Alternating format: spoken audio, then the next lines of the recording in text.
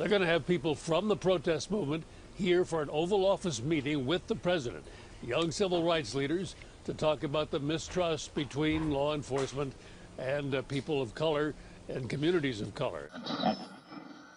A president who needs to tread lightly on the issue of Ferguson. Cops across America steaming at the lie being perpetuated from that shooting. And what would be your reaction if Ray Rice played for your favorite NFL team? This and much more. Let's head for the Pacific Northwest, where they are likely more concerned about whether the Oregon Ducks can bring home a national football title in college football. Syndicated talker Lars Larson takes us around the dial. Lars, always a pleasure, my friend. How's things out west? You know that Marcus Mariota is going to do a great job, just like he did in completely trashing the OSU Beavers on Saturday. It was a great game to watch. Yeah, but a national championship, really? Really? Come on. It can happen. Okay. It can happen. I'm just making sure. I want to know where your loyalties lie so we can go right from here when we come around to that time. I dropped out of the University of Oregon. That's why I have to stay loyal to them. That's why they're successful. No, just kidding. Kidding. Okay, let's update what we just heard coming in, the report from CBS News. The president has gone in front of Congress. He has asked for $263 million for the federal response to the Ferguson shooting. It would pay for body cameras for cops to use and expand training for law enforcement to build trust in communities such as Ferguson. Your immediate response? Well, you know that I'm in favor of body cams. I think they're a great idea. They're a great protection for the police officers as well as for citizens. We all do better when we understand that people are monitoring what we do. And I think the police know that in most of the cases, body cams will back up exactly what they write in their reports, and you'll get fewer complaints from citizens. But the idea that this is a federal government job is ridiculous. It doesn't make any sense. Communities should buy body cams for their own cops. But the president holding these meetings about Ferguson, the feds don't have a role here. And Eric Holder should know that. Holder still says he's got a civil rights investigation underway, but we've already seen that the grand jury looked at all the evidence and found no crime was committed. If so, then whose civil rights were violated? You want me to tell you whose civil rights were violated? Darren Wilson, former police officer from the Ferguson Police Department, had to quit his job because of his skin color. He was the one whose civil rights were violated. He did nothing wrong. He committed no crime. He, in fact, did his job. He was up against a thug who had attacked him once and then tried to attack him a second time, and he did what every cop should do. You shoot till the threat is gone. So if there's anybody's civil rights that were violated, it was Darren Wilson, not Michael Brown. Lars, also in a point to that, too, and I brought this up earlier in the show in my commentary, telling it like it is, where I talked about the hands up, don't shoot. And we also have the St. Louis Rams who came out of the tunnel on Sunday, and a number of the Rams players in basically to honor Mike Brown, to show that they are supporting what's happening there as well. They came up with their hands up in a hands up, don't shoot.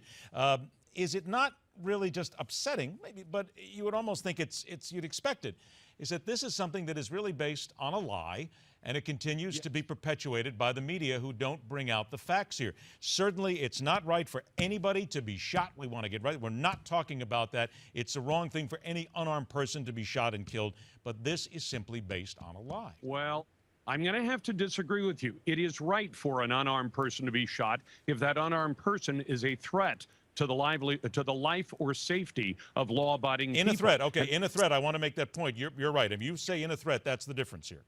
That's the difference. Now, let me ask you something else. We keep seeing the papers mention the race of Officer Wilson. He's white. Michael Brown, black. Why is that significant? Is there any evidence that we've seen whatsoever that race had anything to do with it? Now, let me ask you this. What color were the players from the St. Louis Rams? The players were African American.